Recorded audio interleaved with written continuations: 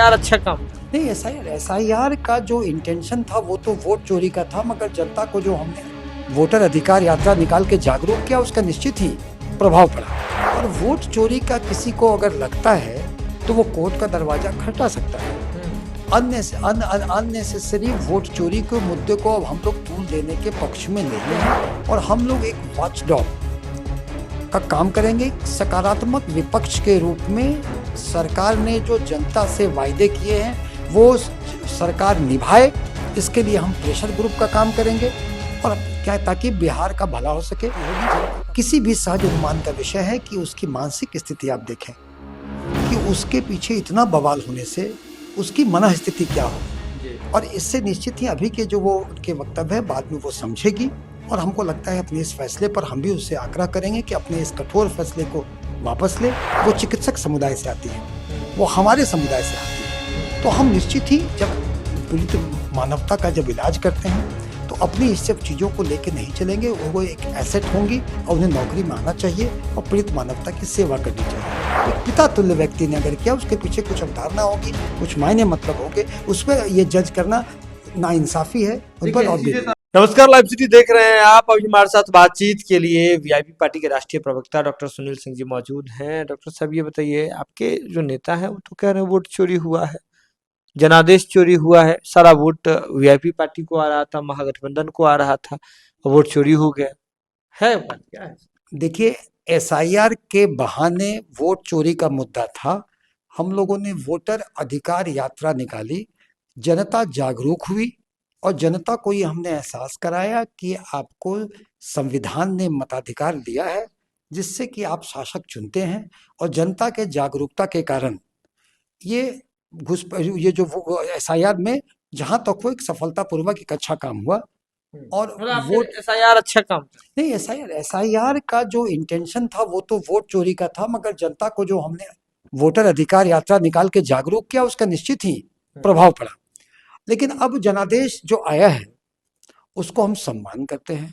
और अब वोट चोरी का राग अलापना कहीं ना कहीं अप्रासंगिक है। सरकारें बन गई हैं और वोट चोरी का किसी को अगर लगता है तो वो कोर्ट का दरवाजा खटखटा सकता है। तो अननेसेसरी वोट चोरी के मुद्दे को अब हम लोग तूल देने के पक्ष में नहीं है।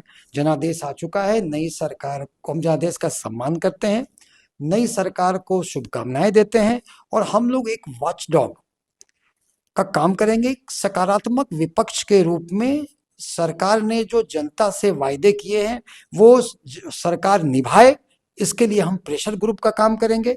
और क्या, ताकि बिहार का भला हो सके, जनता का भला हो सके। और वोट चोरी का मुद्दा आज के दिन में अप्रासंगिक है।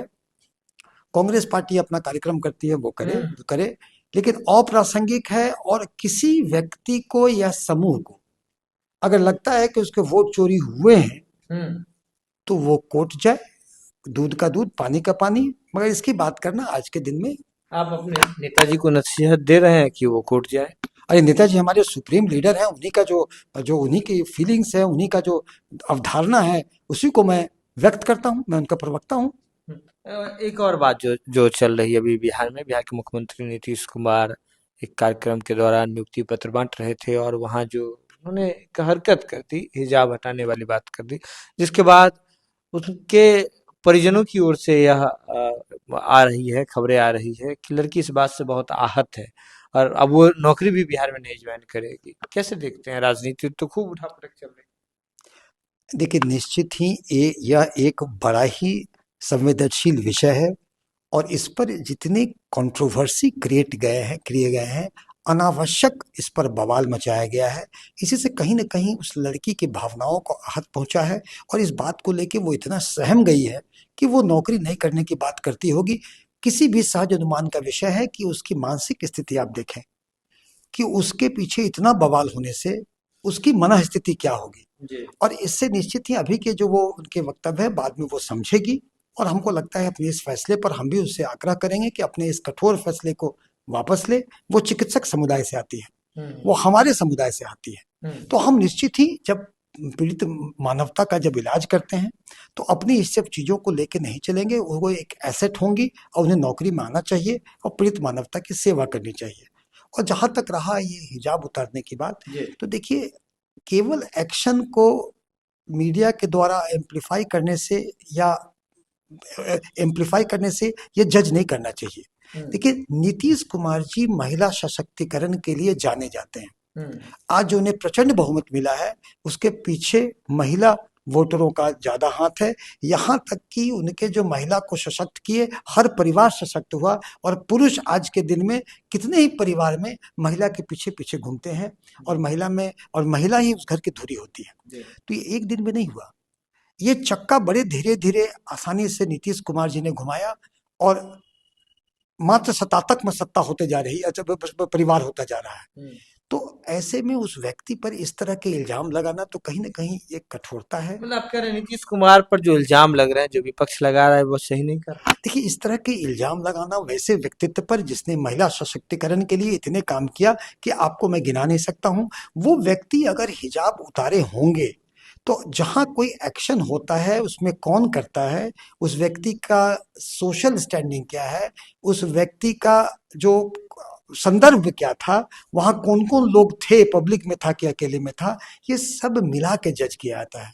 नीतीश कुमार ऐसे व्यक्ति जो एक पिता तुल्य व्यक्ति है, महिला सशक्तिकरण के लिए जाने जाते हैं, उनके एक्शन के पीछे कुछ रीजनिंग होगी कि ठीक है वो कहना चाहते होंगे, एक संदेश देना चाहते हो कि चिकित्सक हो तो आप पूरे चेहरा दिखा के काम करिए, या क्या हो मैं अंदाज का विषय है, समझे। चिकित्सक हो, मानवता की सेवा करनी है, चेहरा दिखा के काम करो, छिपाना क्या, उनके क्या संदेश रहा होगा। लेकिन धार्मिक भावनाओं को अगर आहत पहुंचा है तो हम भी उसके लिए खेद प्रकट करते हैं। पर नीतीश कुमार जी वैसे व्यक्तित्व को, जिन्होंने महिला सशक्तिकरण का काम 20 वर्षों में किया और इतने तरह से किया कि आज कितने परिवार बिहार में जो महिला सत्तात्मक हैं और महिला केंद्र की उस परिवार की धुरी है, वैसे व्यक्तित्व को इस एक एक्शन से, जिस एक्शन के बहुत सारी चीजें संदर्भ देखने होंगे, कौन कौन लोग वहां थे वो देखने होंगे, कौन व्यक्ति करता है, एक पिता तुल्य व्यक्ति ने अगर किया, उसके पीछे कुछ अवधारणा होगी, कुछ मायने मतलब होंगे, उसमें ये जज करना नाइंसाफी है उन पर। और सीधे तौर पर समझिए, वीआईपी पार्टी के राष्ट्रीय प्रवक्ता हैं डॉक्टर सुनील सिंह सीधे तौर पे कह रहे हैं कि नीतीश कुमार